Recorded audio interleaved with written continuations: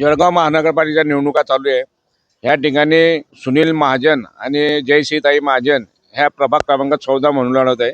त्यांची शैक्षणिक संस्था आहे जयदुर्गा माध्यमिक विद्यालय आणि राज माध्यमिक विद्यालय।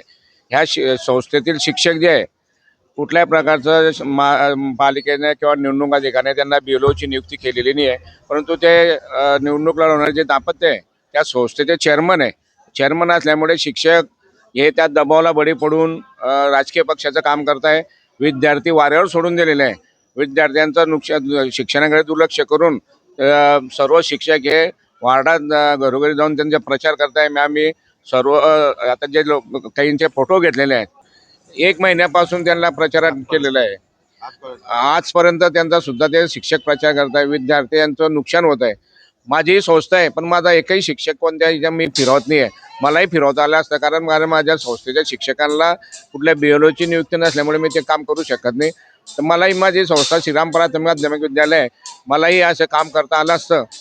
जयदुर्गा प्राथमिक माध्यमिक विद्यालय, राज माध्यमिक विद्यालय यांच्या हे जे शिक्षक आहे हे शिक्षक जवळपास 4 ते 5 एक शिक्षक आहे। हे विद्यार्थ्यांना न शिकवता आपल्या चेअरमनच्या दबावाखाली वार्डात राजकीय पक्षाचा प्रचार करत आहे, त्यांच्या चेअरमनचा प्रचार करत आहे। आम्ही यांची कुठली BLOची नियुक्ती नसताना हे प्रचार करत आहे। मी शिक्षणाधिकारी साहेबांना विनंती करणार आहे की यांच्यावर योग्य ती कारवाई करावी आणि आम्ही तक्रार सुद्धा करणार आहे तर शिक्षणाधिकाऱ्यांना की वा यांच्यावर कुठल्या विद्यालयाची BLOची हे नसताना तर त्यांनी बेकायदेशीर फिरत आहे आणि त्यांच्यावरती कारवाई झाली पाहिजे।